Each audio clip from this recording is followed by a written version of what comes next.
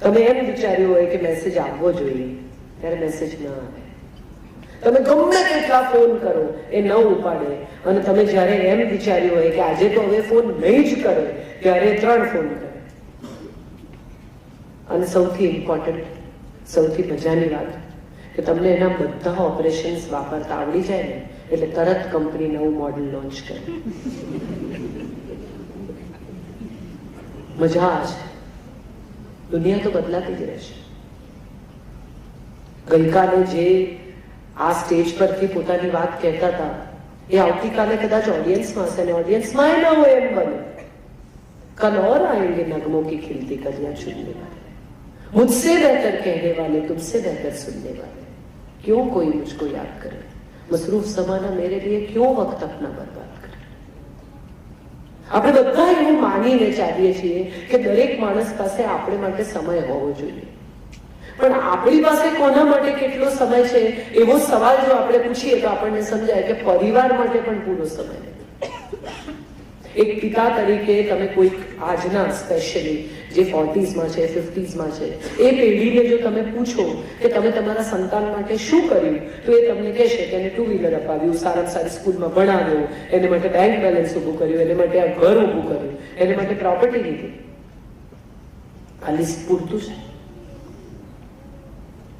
તમે કોઈ દિવસ એને વાર્તા કીધી? તમે કોઈ દિવસ એની સાથે ગાંડા ગયેલા ગીતો ગાયા? તમે કોઈ દિવસ એને વરસાદમાં લઈને ફરવા ગયા અને એને હાથ લંબાવીને વરસાદની અનુભૂતિ કરાવી? તમે એને કોઈ દિવસ એવું કહ્યું કે તારા બધા જૂના કપડા કાઢી નાખ દીકરા, ચાલ આપણે જઈને ઝૂંપડપટ્ટીમાં આપી આવીએ? તમે કોઈ દિવસ એને એવું કહ્યું કે તારા બધા રમકડા જે તું નથી રમતો અથવા નથી રમતી એ ભેગા કર, ચાલ આપણે એવા છોકરાઓને આપી આવીએ જેની પાસે રમકડા નથી? અમારી પાસે એક બહુ સરસ પ્રસંગ છે. અમારે ત્યાં હું જે સંસ્થા સાથે કામ કરું છું, સંવેદના, એમાં બધા સ્લમના છોકરાઓ ભણવા આવે છે. 12x12માં 6 જણા રહેતા હોય, મા બાપ ભીખ મંગાવતા હોય, અને છતાંય છોકરાઓ સવારે ભણવા આવતા હોય. કોઈ ચાના ગલ્લા પર કામ કરતા હોય, કોઈ હાઉસમેડ હોય. એવા છોકરાઓ અમારે ત્યાં ભણવા આવે. ક્રિસમસ આવી આ ડિસેમ્બરમાં, અને છોકરાઓએ કહ્યું કે અમારે સાન્ટા ક્લોઝ થવું છે. So we said, okay, we'll get you some dresses. એમણે કહ્યું ના, ડ્રેસ નહીં, અમારે ગિફ્ટ આપવી છે. તમારે વળી કોને ગિફ્ટ આપવી છે? તમે તો ગિફ્ટના રિસીવર છો. એમણે કહ્યું ના, જે છોકરાઓ પાસે ઘર પણ નથી, જે ફૂટપાથ પર સૂવે છે, જેમની પાસે ઓઢવાના કપડા નથી, જેમની પાસે પૂરું ખાવાનું નથી, એને અમારે ગિફ્ટ આપવી છે. તો મેં કીધું ક્યાંથી આપશો? પૈસા તો છે ને. એટલે એક બહુ જ જીનિયસ છોકરો છે અમારે ત્યાં, એ આવ્યો, મયુર, અને એને કહ્યું કે અમે બધા ઘરોમાં જઈશું ને કહીશું તમારે ત્યાં જે કચરો હોય, ભંગાર હોય, પસ્તી હોય, દિવાળીની અમને આપી દો. તમે જે દિવાળીમાં ન કાઢ્યું હોય એવું જે કંઈ તમને એમ લાગે કે આ બધું નકામું છે, આ પસ્તી છે, આ નકામા વાસણ છે, આ નકામો ભંગાર છે, અમને આપી દો. એ વેચીને અમે પૈસા લાવશું. છોકરાઓએ ફરવા માંડ્યું, અને અદભુત લોકો મળ્યા અમને કે જે લોકોએ જૂની વસ્તુઓ તો કાઢી જ આપી, પણ પૂછ્યું કે તમને શું જોઈએ? તો કોઈ કે 25 કેડી બેર આપ્યા, કોઈ કે કઈ બીજી વસ્તુ આપી, કોઈ કે ખજૂરના પેકેટ્સ આપ્યા, કોઈ કે ચોકલેટના બોક્સીસ આપ્યા, અને જથ્થાબંધ વસ્તુઓ આવી. અમે બહુ ખુશ થયા. આ છોકરાઓ પેકિંગ કરવા બેઠા. સાહેબ, મજાની વાત જુઓ કે આ ટેડી છે ને એ આ છોકરાઓ સ્પર્શી પણ ન શકે એવા ટેડી, પણ આમાંના એક પણ બાળકે એમાં જીવ નાખ્યો નથી. એકવાર આમ ટેડી રમાડી જોયું હોય કે એકવાર આમ જોયું હોય, ના, ફટાફટ પેકિંગ કરે. કેમ? તો કે આપણા ક્યાં છે, કોઈને આપી દેવાના છે. અને એ પછી અમે બધું ઉતલારીમાં ભર્યું, અને આખી રાત અમે સૂતેલા બાળકોની બાજુમાં આ રમકડા મૂક્યા. ત્યારે મને સમજાયું કે ખરેખર ત્યાગીને ભોગવવું શું છે તો આપણાથી વધારે એમને ખબર છે. આપણા છોકરાઓને આપણે ગમે તેટલું અપાવીએ ને તો એમને કંઈક તો ખૂટે છે. S6 અપાવીએ તો કે S7,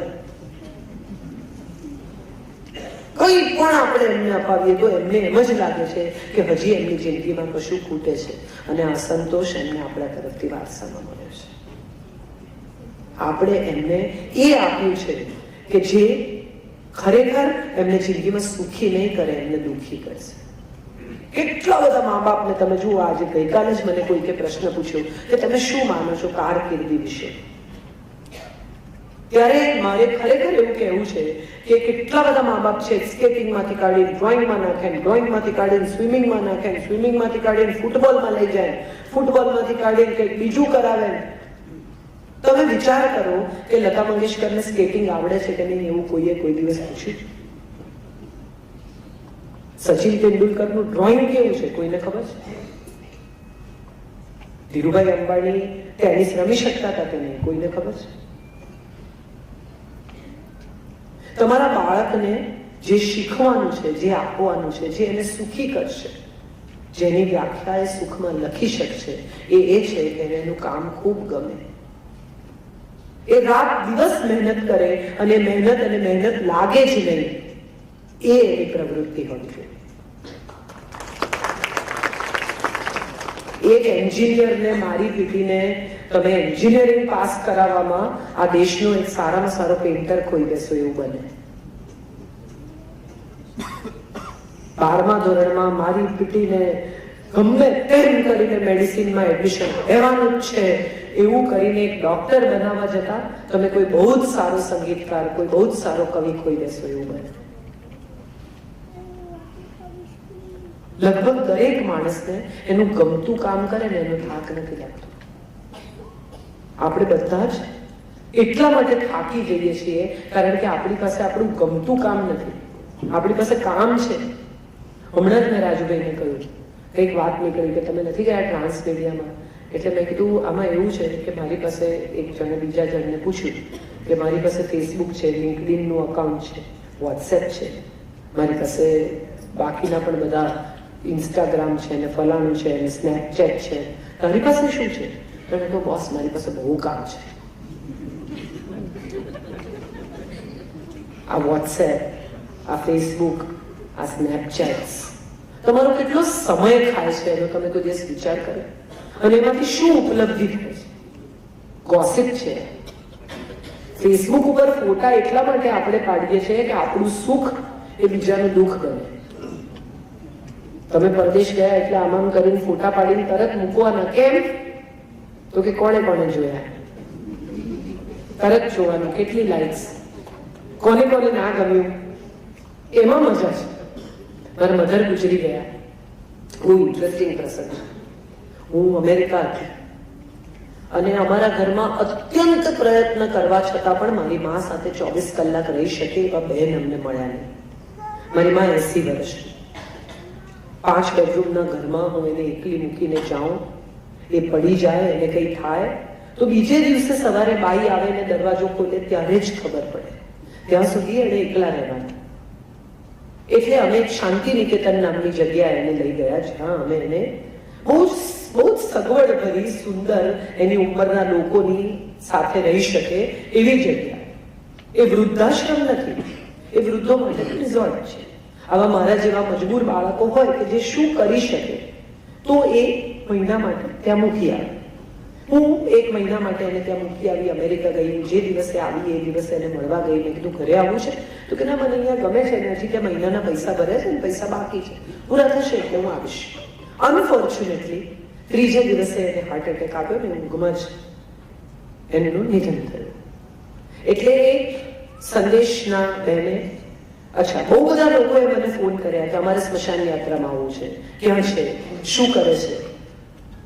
મજાની વાત એ છે દોસ્તો કે આપણે જેની સ્મશાન યાત્રામાં જઈએ છીએ અથવા આપણે એને જેના બેસણામાં જઈએ છીએ ને, એ ગુજરી ગયાની પીડા ઓછી છે, જે રહી ગયા છે ને એને સારું લગાડવાની પ્રવૃત્તિ વધારે છે. જે સામે બેઠા છે ને એને આપણને નોંધ્યા બહુ થઈ ગયું ભાઈ. હું એવા પણ લોકોને ઓળખું છું જે સવારે બેસણામાં જાય, સાંજે રિસેપ્શનમાં જાય, જવું પડે. તો એ વૃદ્ધાશ્રમમાંથી જ અમે નક્કી કર્યું કે હવે ડેડ બોડીને ઘરે લઈ જવું, ઘરેથી પાછા સ્મશાન લઈ જવું, આ બધું કરવાનો કોઈ અર્થ નથી. હું એક જ સંતાન છું, મારે કોઈ ભાઈ બહેન આવવાના નથી. તો આપણે અહીંથી જ એમની સ્મશાન યાત્રા કાઢીએ. ત્યાં 113 વૃદ્ધો રહે છે. એમની સામેથી હોહા કરીને, ટોળું ભેગું કરીને એક શબ લઈ જવું એ કેટલી ઇનસેન્સિટિવ બાબત છે. આ એમનું ભવિષ્ય છે એવો વિચાર એમને આવે, એમને આખી રાત ઊંઘ ન આવે, એમને તકલીફ થાય. એટલે મેં ક્વાયટલી મારી માનું શબ બહાર કાઢી દીધું અને અમે પાછલા રસ્તેથી એને સ્મશાન લઈ ગયા. સંદેશના એક બહેને લખ્યું કે કાજલ ઓઝા વહી રામ બધી મોટી મોટી વાતો કરે છે, પણ એમના માએ છેલ્લા શ્વાસ વૃદ્ધાશ્રમમાં લીધા અને એમણે કોઈને જણાવ્યું નહીં કે એમની સ્મશાન યાત્રા ક્યાંથી છે. ક્યાંથી જણાવે? કારણ કે એમણે મોઢું સંતાડવા જેવી પ્રવૃત્તિ કરી હતી. આ મને કોઈકે સ્નેપશોટ મારા ફેસબુક પર, મારા ફોન પર મોકલ્યો. એટલે મેં એ આખો સ્નેપશોટ જ મારા ફેસબુક પેજ પર અપલોડ કર્યો, જ્યાં 1.25 લાખ લોકો છે. જેવો હતો એવો જ, એના ફોટા સાથે, એના નામ સાથે. અને નીચે મેં પ્રશ્નો પૂછ્યા કે 80 વર્ષની બાઈને હું એકલી મૂકી જાઉં અને જો અંદર ગુજરી જાય અને 3 દિવસ સુધી એનું શબ બહાર ન નીકળે તો એ મારી ફરજ નિભાવી કહેવાય નહીં? એ એક દિવસ મહારાજ ન આવે અને એ જમી ન શકે તો સારું, પણ એને ઘરમાં રાખવાની, એને વૃદ્ધાશ્રમમાં નહીં રાખવાની. એને એની ઉંમરના લોકોની કંપની મળે એ સારું નહીં, પણ એ આખો દિવસ એકલી ઘરમાં પડી રહે, ટીવી જોયા કરે, બોર થાય, ત્રાસ પામે, એ બહુ સારું. કેમ? કારણ કે લોકો શું કહેશે? કોણ લોકો? આપણું બધું જ સુખ બીજા લોકો પર આધારિત છે. આપણા બધા સર્ટિફિકેટ આપણને બીજા આપે ને એના પર આધારિત છે. અને એનો સૌથી મોટો દાખલો શું છે? બોલો. આપણી ઉત્તમ ક્રોકરી છે ને એ આપણે ત્યારે જ બહાર કાઢીએ છીએ જ્યારે બીજા લોકો આવે. કોઈ દિવસ આપણે સારી ક્રોકરી બહાર કાઢીને, સરસ ડાઇનિંગ ટેબલ સજાવીને, કેન્ડલ લાઇટ લગાવીને, ફૂલો લગાવીને 2 પતિ પત્ની એકલા જ જમ્યા હોય એવો દાખલો યાદ છે? અને બિચારી પત્નીએ સજાયું હોય બધું, તો પતિ આવીને પહેલો સવાલ શું પૂછે? કોણ આવવાનું છે? જે આવવાનું છે આવી ગયું, તમે જ છો. હે, આવું રિએક્શન. આ બધું કરવાની શી જરૂર હતી? નાના નાના સુખો આપણે મિસ કરતા જઈએ છીએ.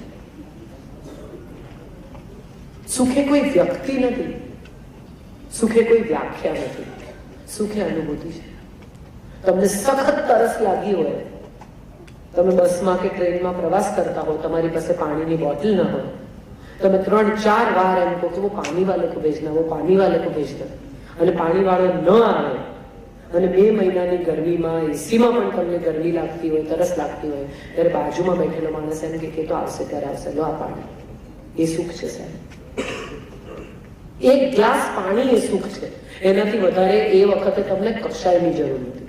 એ વખતે તમને કોઈ એમ કે લો હીરાનો હાર આપું તો તમને એમાં રસ ના પડે. આ પેલો પાણી વાળો આવે ને પછી જોઉં છું.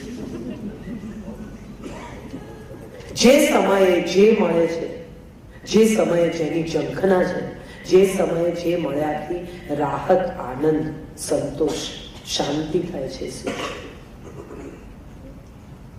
કેટલા બધા લોકો એમ માનીને જીવે છે કે આ સુખ છે ને કોઈ એક વ્યક્તિ સાથે જોડાયેલું છે.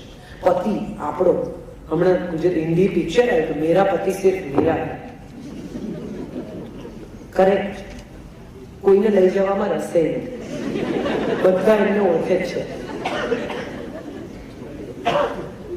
જો ખરેખર કોઈ લઈ જાય ઉચ્ચક અઠવાડિયું અને રાખી શકે તો આપી દેવા. હું તો આવી સલાહ આપું. કેટલી બધી પત્નીઓ ફોન ડીકોડ કરે, બધું વાંચવાનો ટ્રાય કરે, અંદર શું છે, SMS માં શું છે, WhatsAppમાં કોની જોડે ચેટ કરે છે. મારે બધાને એક સવાલ પૂછવો છે, ખરેખર પૂરા દિલથી. તમામ પત્નીઓએ હૃદય પર હાથ મૂકીને એનો જવાબ આપવાનો કે SMS માંથી, ચેટમાંથી, એ ફોનમાંથી એવી કોઈ વિગત નીકળશે તો તમને સુખ મળશે. તો શું કામ ખોદી ખોદીને દુઃખ કાઢો છો? જે જેમ ચાલે છે એમ ચાલવા દો. બાથરૂમમાં નાવા જાય તો બર્થડે લગાવે, છોકરાઓની બર્થડે લગાવે, પોતાની એનિવર્સરી લગાવે, બધી રીતે કોડ ખોલવાનો પ્રયત્ન કરે. કોડ ખોલીને શું કાઢવાનું? તો કે દુઃખ જ દુઃખ. જે વસ્તુ કબાટમાં બંધ છે, શાંત છે, નિરાંતે બેઠેલો છાબડીમાં નાગ છે એને ઠક ઠક ઠક કરીને જગાડો અને પછી કે ધંખ્યો. પણ ડંખે અજાણ હોવામાં સુખ છે. Ignorance is a bliss. તમે નથી જાણતા ત્યાં સુધી કેટલું સુખ છે. મૃત્યુ પછી શું થવાનું છે એની આપણને નથી ખબર ને સાહેબો, ત્યાં સુધી જ આ જીવનનું મહત્વ છે. આપણે બધા ખડખડાટ હસી શકીએ છીએ, મજા કરી શકીએ છીએ, ખાઈ શકીએ છીએ, પી શકીએ છીએ, ગપાગપ પાણીપુરી ખાઈએ છીએ, ગપાગપ આઈસ્ક્રીમ ખાઈએ છીએ. જે દિવસે એની ખબર પડી જશે ને કે મૃત્યુ પછી આમ આમ આમ આમ આમ થાય છે, એ દિવસે આ જીવનમાં રસ નહીં રહે. જે નથી જાણ્યું ને એની મજા છે. જે નથી જાણ્યું એ રહસ્ય સુધી પહોંચવાના પ્રવાસની મજા છે. અને આનો સૌથી મોટો દાખલો શું છે? મને કહો. અને સૌથી મોટો દાખલો એ છે કે બે જણા જોડે ફરતા હોય, કોલેજમાં ભણતા હોય, ક્લાસમાં બેઠા હોય, પણ આઈ લવ યુ કહેવાય નહીં ને ત્યાં સુધીની જે થ્રિલ છે ને સાહેબ, કહેશે કે નહીં કે, ક્યારે કહેશે, કેવી રીતે કહેશે, કયું એટલે પતી ગયું, ફૂકો ફૂટી ગયો, વાત પૂરી થઈ ગઈ. આમ કહેવાના હતા, કહી દીધું ને, લવ યુ ને, વેરી ચાલ પત્યું, એક કામ પત્યું. એ નથી કહેવાયું ત્યાં સુધીના રહસ્યની મજા છે. એ નથી ખુલ્યું ફૂલ ત્યાં સુધી એમાંથી કયા રંગો નીકળશે એની મજા છે. કેટલા બધા લોકોને મેં એવા જોયા છે. તમે વિચારો કે તમારા હાથમાં એક ગુલાબનું ફૂલ છે ને તમે કોઈને આપો છો, તો એ ગુલાબના ફૂલની સાથે તમે સુગંધનું સેપરેટ પેકેટ આપશો કે આ ગુલાબ ને એની સુગંધ? એ તો ભેગી જ છે. ગુલાબ અને સુગંધ એકબીજાની સાથે જ જાય છે. એવી જ રીતે ગુલાબ અને કાંટો પણ એકબીજાની સાથે જ જાય છે. આ પેકેજ છે, સુગંધ, ગુલાબ અને કાંટો. અને એકબીજાથી છૂટા પાડી શકાતા નથી. કાંટા તમે કાઢી નાખો છો, પણ આવે છે તો જોડે છે. એ મેનમેડ છે, ગોડમેડ નથી. ગોડે તો આ જ ડિઝાઇન બનાવી કે ફૂલની સાથે ન દેખાય એવી સુગંધ અને છૂટે એવા કાંટા. આ આખી ડિઝાઇન છે. આ આપણે સ્વીકારવાની છે. જિંદગી આ જ છે. વાગે એવા કાંટા, ન દેખાય એવી સુગંધ. અને આ જ આપણે સતત, સહજ અને સ્વાભાવિક રીતે જીવવાનું છે. એ સુખ છે. કેટલી બધી પત્નીઓ 5-5:30 વાગે ફોન કરે, શું બનાવું? હસી કાઢો, ડરો નહીં. બધાના ચહેરા પર એવું થયું કે કાજલને કેવી રીતે ખબર? કેમ કે હું કરું છું, બહાર હું તોય કરું છું. 5:30 વાગે સ્ટ્રેસ થઈ જાય કે આ લોકો શું ખાશે, એટલે તમે 5:30 વાગે ફોન કર્યો. ફોન કર્યો એટલે પતિએ કહ્યું કે પાવભાજી બનાવો. એટલે તરત પહેલો જવાબ કે અત્યારે શાક લેવા કહું. પછી કહ્યું કે તો છોલે પૂરી બનાવો. એ ચણા તો પલાળવા પડે, તો હાંડવો વઘાર, એ તો આખવું પડે.